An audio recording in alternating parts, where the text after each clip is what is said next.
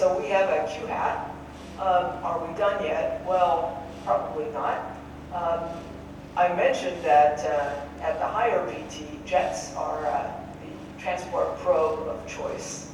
Now, for those of you who don't think about jets every day, what is a jet? Well, you know that a quark or a gluon in vacuum traveling along will undergo a probabilistic cascade of gluon emissions. Of course, you start out with a single parton, so the total color charge and flavor have to be conserved. That means that the successive branchings are ordered in angle, and there's a color coherence effect, which tends to suppress very large angle soft radiation. And we can reconstruct the jets experimentally by looking at the clumps of hadrons. And just to prove to you we can find them experimentally, here's actually a picture from CMS. It's from their calorimeter, and they've looked at dijets. So they trigger on a high momentum jet, 200 GeV in this case, and then they look at 180 degrees in azimuth and find out that they've got a 70 GeV jet that looks very different in profile on the other side. So the first thing you could do in these highly modified jets is look differentially inside at the particle distribution. So what you see here is the transverse momentum distribution of the particles inside this jet at several different radii. The black points show the particles right near the center of the jet, and as you go towards the green, you're taking annuli of larger and larger radius. You see that right in the center of the jet, this ratio of what you see in lead to the expected from proton-proton collisions is not too much modified. But as you go out further in radius, you see a larger and larger modification. You see extra particles at low momentum at large angle, and you see a deficit of the higher momentum particles inside jets. So this is essentially telling you that the medium narrows the transverse momentum density inside the jet. And you also have to wonder, these soft things, how much of that is the jet, part of the jet itself, the soft radiations from your initial parton, and how much is a medium response? Again, we are playing the same game of comparing the differential data to theory. Doing it this way turns out to be pretty hard, because if you want to calculate this theoretically, you have to assume something about the hadronization. So there are some other observables that are easier to calculate. Now, what you'd like to do is to identify an observable that's both experimentally observable and theoretically calculable that tells you something about these parton splittings. You know that the collisions within the quark-gluon plasma should modify that splitting pattern. The first question is, again, can we calculate that perturbatively? And then your next question would be, can we actually see response from the medium? So let's look a little bit deeper into the jet substructure in order to try and get at this parton shower evolution. Now you have a nice separation of scales. Your initial hard scattering, we know, is very nicely calculable with perturbative QCD. We get the photon spectrum, right? The initial splittings are also calculable with perturbation theory. That's your initial parton shower. And then you eventually get to these finer and finer later splittings that are softer, where you are non-perturbative. And eventually, of course, this turns into hadrons, which is sort of a no man's land theoretically. So we would conclude we once again need a suite of observables to try and narrow this down. So the first observable I want to talk about is kind of a new one. And that's looking at the jet axis differences. Now, what does that mean? So the standard way of looking at a jet is you collect all of the hadrons that are clumped together in space and momentum, and then you can calculate the axis of that clump just by looking at the most probable direction. You also have another methodology you can use, which is called winner-take-all. You just follow the highest momentum particle. So this is all great. You can do this quite nicely in proton-proton collisions. The problem is with the really soft radiation, and the bigger problem is with the medium effect, some of which is correlated with the jet and some of it isn't. So what you'd like to do is to get rid of the soft stuff that's hard to calculate, and therefore you groom the jet by throwing out this soft gray stuff. It's very nice in lead-lead collisions to do the grooming because you throw out all the stuff from the underlying event that has nothing to do with the jet. It's all that nice soft stuff that we looked at the V2 from. And then you can ask the question, so you groom, and then you ask, how aligned is the hardest fragment with the jet axis? Because that's something that's definitely calculable in perturbation theory. Now you're probably sitting there going, why would you want to measure this observable? Why would you want to look at something complicated like an axis difference? Well, there's a pretty simple expectation for how it should be modified by the medium. If the blue is this substructure in the vacuum, and what happens is medium-induced gluon radiation will tend to narrow this and cut down the tail out to large angle. And intrajet broadening, so if you are changing the angle of the dijet, the two scattered particles with the two scattered initial partons with respect to one another, then that will make it look more like the green. So the jet axis is actually a pretty nice way to try and find this difference. We can calculate it perturbatively, especially if you throw out those soft things and look at the groom jet axis. And we have found that the groom jet axis and the standard axis are actually very close to one another. So you could get rid of the soft stuff, not lose any information about the jet axis, and then do this analysis of how well does the hardest particle align with that. In proton-proton collisions, here are the answers. I know this is a busy slide and I apologize. The red are the axis difference distribution in lead-lead collisions. The blue is in proton-proton collisions, and the real action you can see in the ratio. And you see that ratio is not flat. There is a modification. You see exactly the kind of narrowing that we expected from a medium, but this is in proton-proton collisions. And, well, I'm sorry, you do see the expected medium interaction in the ratio. If you look this way along the boxes, this is 40 to 60 GeV jets, and it goes up to 80 to 100 GeV jets. And you see that the pattern is similar, although the effect is the largest in the softer jets, which is what you would expect because they spend more time in the medium and therefore have more opportunity to interact. If you change your jet radius, in which the size of the jet you're working with, you find the same kind of thing. And the modification is bigger, as you would expect, because the stuff out at the outer edges is already softer to begin with. So what do we see? We see in another way that the jets narrow in lead-lead compared to proton-proton collisions. We see a larger effect in the softer jets. It's bigger here than it is for 80 to 100 jets. Now you might wonder, we know that quark jets are narrower than gluon jets, so perhaps the gluon jets are more modified in the medium than the quark jets. I leave that as a question because so far we don't know for sure if that's the case.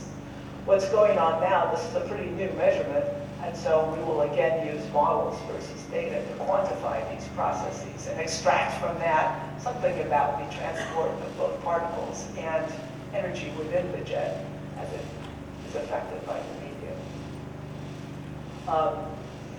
As we're looking at jet substructure, you might wonder, is there a mass effect on the gluon radiation? Now, why should you expect that? Well, if you look at the equation for the probability of radiating a gluon of a particular omega, you see that it depends on this beta naught, which is the ratio of the mass to the energy.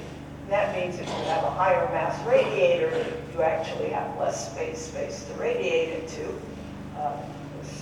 This term here gets smaller.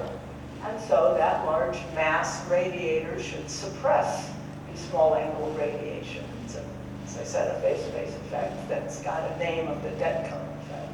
And that's something we can actually look at by selecting out jets that have a charm quark. So Alice did just that by looking at D-tag jets and comparing it to inclusive jets and proton-proton collisions, and then measuring the theta G, which is the opening angle, if you will, the size of the radius of the jet compared to the radius of the particles in the jet compared to the jet size. You see this theta G distribution as a function of the opening angle. Let's look over here first.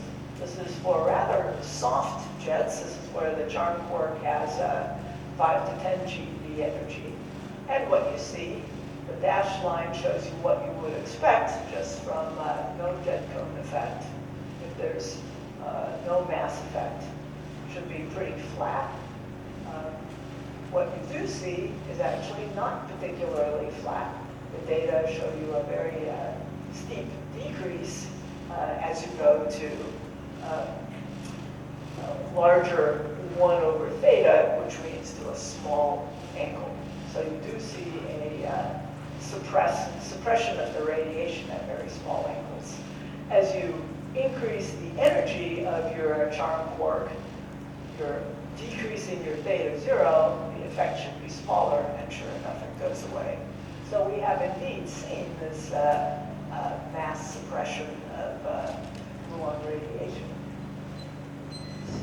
So the answer to the question is down here, yes.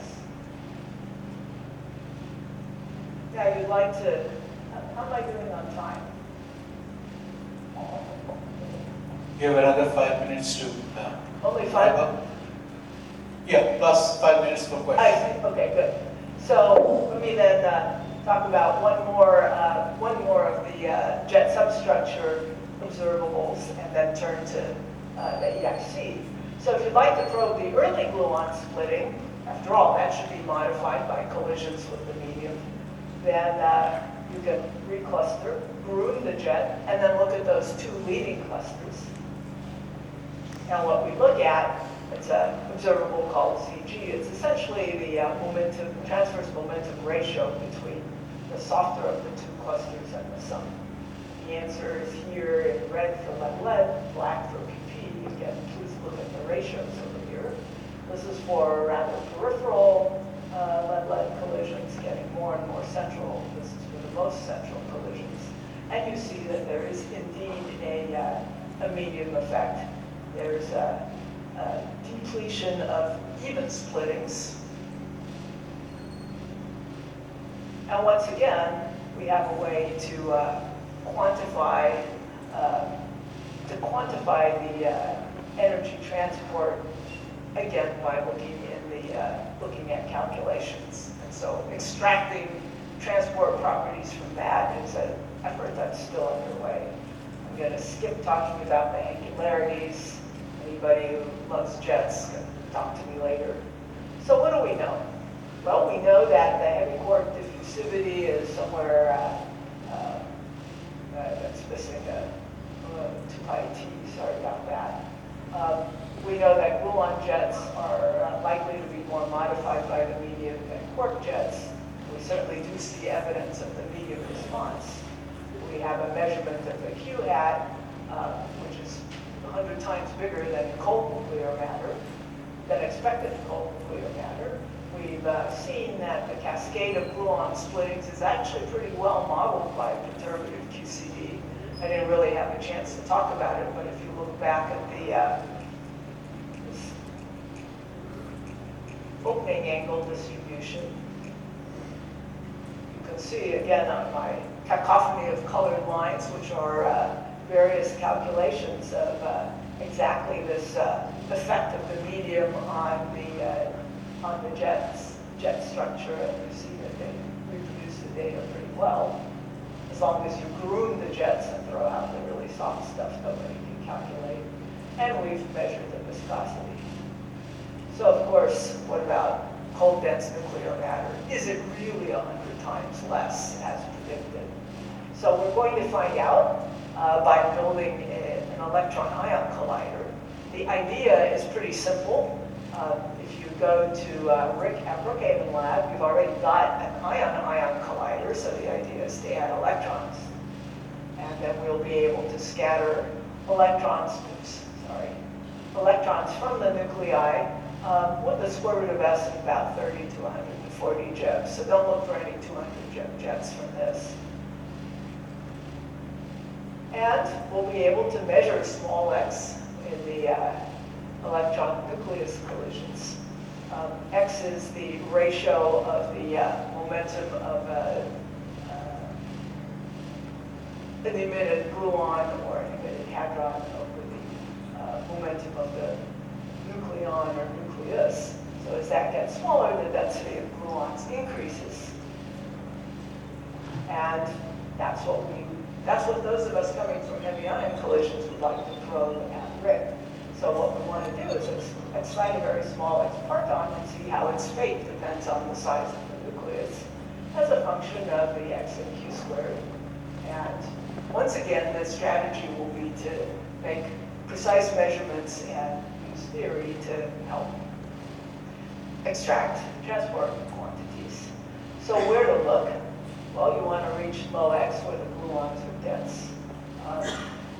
In red and in gray are the ranges that are measured at the EIC, depending on exactly which root S you pick.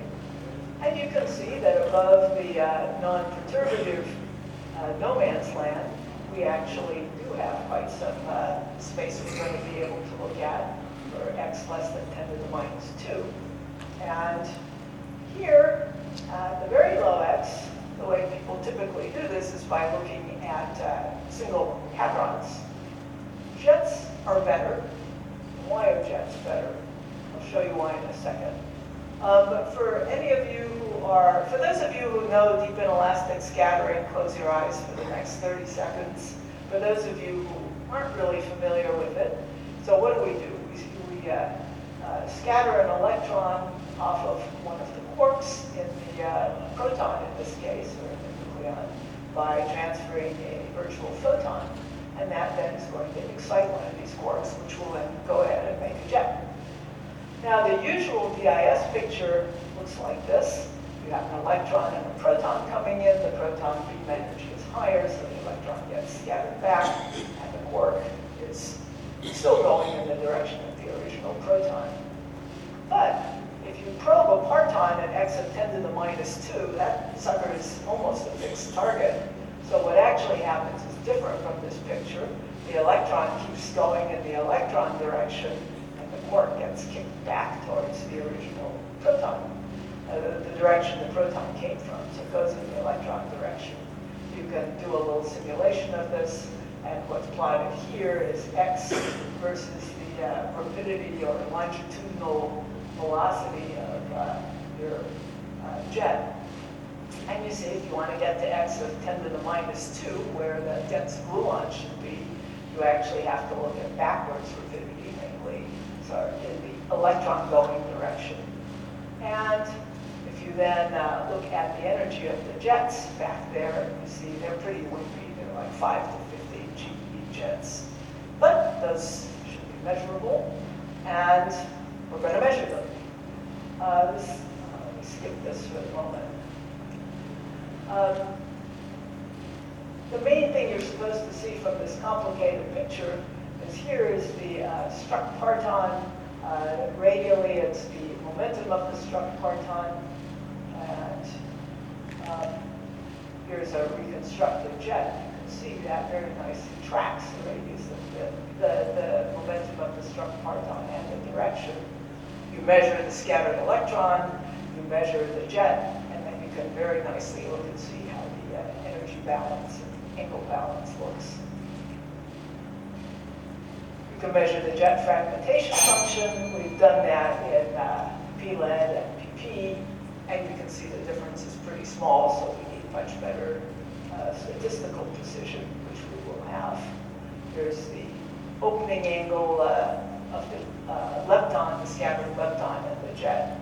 And you can see that the opening angle difference, while relatively small, is measurable. This is a picture of the ZG and the jet mass before and after grooming. And as you might imagine, in an electron-nucleus collision, there isn't much of an underlying event, and so the grooming doesn't take too much away, and we can measure those. Skip that. Talk about angularity. I did talk a lot about heavy flavor today. Here are some predictions of where the open heavy flavor, so B and D mesons, should go. The modification in E nucleus compared to EA, and you can see there are some significant differences expected, even though the energy loss should be much, much smaller. And so by doing some clever ratio of jet sizes, you can actually reduce the systematics for heavy flavor jets and make the measurements quite precisely. I'll take one more minute and I promise I'll shut up. There is one fly in the ointment though, which I just want to remind you about, and that's hadronization. And when I ran around and asked everybody, saying, okay, I'm supposed to measure hadronization at the EIC, what exactly would you like me to measure? Nobody had a really good answer. So that's a little bit of a problem. I just want to remind you of this plot that I showed you earlier on, that you actually get the same V2 for pretty much any hadron per quark. And this is what you'd expect, that dress quarks somehow then become hadrons. They're born in this flowing field. They hadronize by a simple coalescence of covalent quarks. We'll ignore the miraculous dressing by the gluons, but this is a very simple model of hadronization. You get the same message from the LHC, actually. And so this leads you to wonder, is just a coalescence in phase space how hadronization works? Some of the models used in particle physics do approximately that. Some of them have string breaking. The answer at the moment is we don't actually know. And we will figure it out at the EIC. What will we do? Well, we can control the Q squared, and we can control the X of the original struck parton by selecting the scattered electron direction and energy. And then we can look at the hadron yields for D mesons and for like hadrons, and also play some of our games of looking at the substructure of the jet. So I think we're going to figure it out, and I won't read you my conclusions, except for we've had a lot of fun. It's been great working with Bikash and following some of his instructions of what we should go measure. Experiment and theory really work together a lot in this field, and you need both, and we've got a lot of good collaborations going, and Bikash was very central to starting that. We've got a lot of surprises in heavy